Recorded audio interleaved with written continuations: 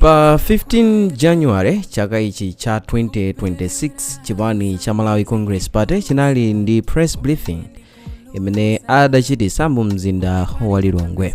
Ndipo cholinga cha press briefing imene ankachita accuse momwe akuchitira apolisi pomanga mamembala a chipani cha Malawi Congress Party.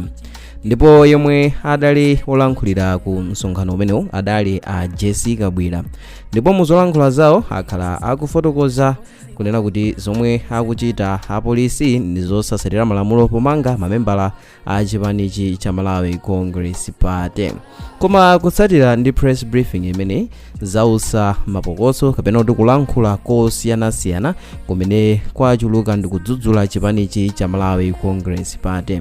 Ndipo muzolankhula za anthu osiyanasiyana afotokoza kunena kuti press briefing imene adachita amenewa a Malawi Congress Party palibe chanzeru chimene akamba chimene ndi chothandiza. Malo make adzudzula kunena kuti zomwe iwowa akulankhula ndizo kupondereza kufuna kuonesetsa kuti chilungamo sichikusatidwa mu zochitika zomwe nzolakwika zochokera ku chipani kwawo. Ndipo afotokoza kunena kuti zomwe adalankhulazi ndi zofuna kuchita risk kapena kuti kuyika pa chiopsezo accountability and transparency maka pofuna kusakasaka omwe alakwira lamulo. Ndipo muzolankhula za anthu afotokoza kunena kuti zimeneleka zinthu zilondolozedwe monga mmene chilichonse chimeneleka kuti chikhalire. Ndipo adafotokoza kunena kuti palibe chipani angakhale kuphatikizirapo chipani cha Malawi Congress Party chimene chili ndi ulamuliro kapena mphamvu yolamula Malawi Police Service pa yemwe akuyenera kumumanga kapena ayi. Ndipo adapitiriza kufotokoza kunena kuti zomwe akuchita apolisi ndi zochokera malamulo ndipo kuchita investigate komanso kumanga yense yemwe ali ndi zifukwa zoyenera kumangidwira ndilo lamulo limene iwo akutsatira osati kuti mwina akutsakatsaka chipani china chilichonse. Ndipo malo make yemwe wapezeka olakwa akuyenera kumangidwa malingana ndi malamulo. So press briefing imeneyi imalankhula zinthu zopanda pake ponena kuti akufuna abise zilungamo kapena kuti adzikonderedwa ndi kuyikiridwa kumbuyo poopa kuti chifukwa choti ndi chipani chosusa chachikulu mdziko muno. Koma ngati ku chipaniku kuli anthu amene alakwira lamulo akuyenera kuti amangidwe ndithu. Ndipo anthuwa apitiliza kufotokoza kunena kuti mu democracy timalamulidwa ndi malamulo ndipo palibe aliyense yemwe ali pamwamba pa lamulo. Kotero chipani cha Malawi Congress Party chikafuna kuchita zinthu zawo chikuyenera kuti chizedziwanso kunena kuti kuli malamulo omwe akusatidwa. Ndipo anthu amene akumangidwa sakungomangidwa pongodana ndi chipani cha Malawi Congress Party koma chifukwa cha zimene akuwaganizira kuti iwo adalakwa. Ndipo malo mwake akumatengedwa kupititsidwa ku polisi ndi cholinga kuti akayankhe pa milandu yomwe akuganiziridwa osati enmity yomwe wakumaganiza kuti ilipo pakati pa iwo ndi chipani cholamula.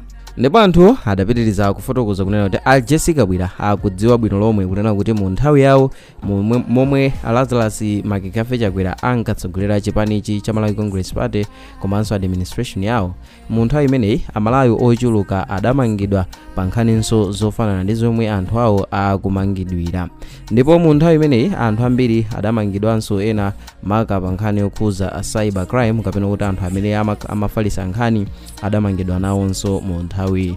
Ndipo mosiyanana napo ndi momwe zikukhalira mu nyengo ino. Ndipo mu nthawi yawo izi zidazesa kunena kuti amabungwe osiyanasiyana alowererepo ponena kuti amaphwanya ufulu wa anthu a media pofalisa nkhani chifukwa anthu ochuluka omwe ankachita za media mu nyengo yawo ya Malawi Congress Party adamangidwa osiyanasiyana. Ngakhale mu nthawi ino chipani cha Malawi Congress Party chikufuna chizizidefenda mu nyengo ino koma mu nthawi yawo yachita zinthu zochuluka ndipo zoposanso zomwe zikuchitika mu nthawi ino.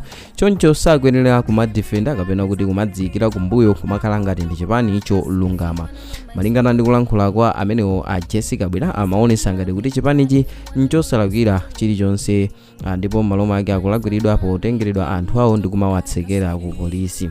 Komano anthu achita raise makonseni osiyanasiyana ponena kuti chipanichi chikuchita zosayenera ndi zoduka mutu zimene zilibe tanthauzo lenileni kamba kunena kuti akuchita accuse pa nkhani zimene iwonso adazichitapo mu nthawi yawo. Ndipo mafunso omwe anthu okhala nawo ndionena kuti adzindikira liti kunena kuti kumanganaku nkosayenera pamene iwo mu nthawi yawo adali kumanga wanthu osiyanasiyana. Mwachisanzo mu nthawi ya amenewa Amalawi Congress Party atolankhani ndi anthu ena osiyanasiyana ma online commentators akhala akusakidwa ndipo akhala ena akumangidwa. Ndipo chisanzo chodziwika kwambiri ndi cha yemwe adali investigative journalist Gregory Gondwe amene adamangidwa mchaka chija cha 2021 pa nkhani monga za cyber harassment ponena kuti amafalisa nkhani zina zomwe amachitatako boma la Lazarus Makikafe Chakwera, ndipo mu nthawi adamumanga ndi kumutsekera. Ndipo kuphatikizira pamenepo anthu osiyanasiyana oyankhulirapo pa nkhani za ndale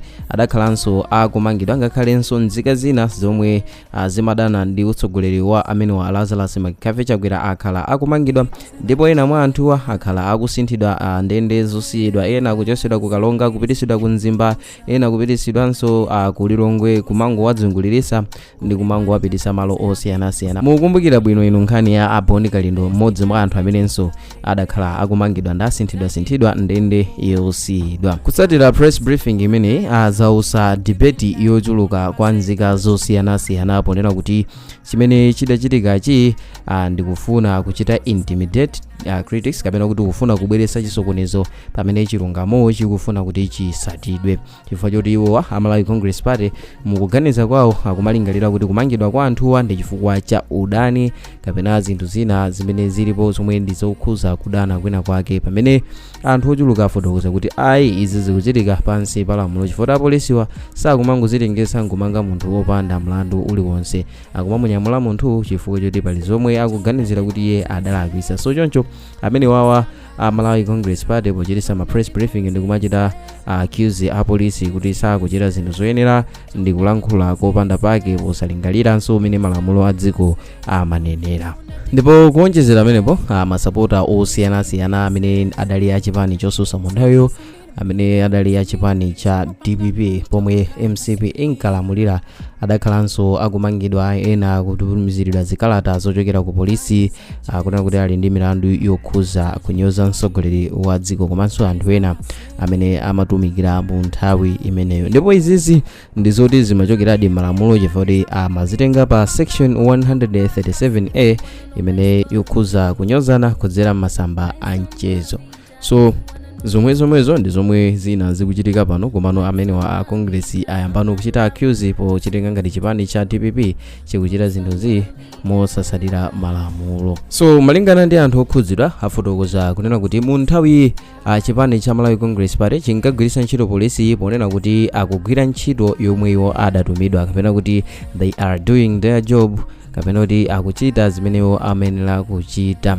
Ndipo mu nthawi imeneyo aliyense yemwe adalola kwa adamangidwa ndi kuyankha mafunso pa zomwe iwo amafunsidwa pa zimene iwo amafunsidwa poganizira kuti alagwitsa pophwanya lamulo lina lake. So standard yomwe idachitika mu nthawi yawo imayenekanso ichitidwe apply kapena kuti kusatiridwa mu nyengo ino ponena kuti nonso DPP ikugwiritsa ntchito apolisiwo ndi cholinga kuti apolisiwo agwire ntchito monga mwa lamulo. So palibe kuti zinthu zichitike mosiyana pomwe iwonso pamene iwo adadusanso momwemo pogwiritsanso ntchito polisi yake iyomweyo. Ndipo posiriza pokhudzidwa ndi momwe press briefing idachitidwira, anthu afotokoza kunena kuti chipani cha Malawi Congress Party ngati chikukhulupirira kuti kumangidwa kwawo kuchitika mosasatira malamulo, mabwalo a milandu ndi amene yakuyeneka kuti aweruze nkhani osati kuchitisa ma press conference, ndipo palibe chilungamo chilichonse chimene angachisake kudzera mu ma press conference. Choncho ngati akufunafuna chilungamo kuti iwo ngati ndosalakwitsa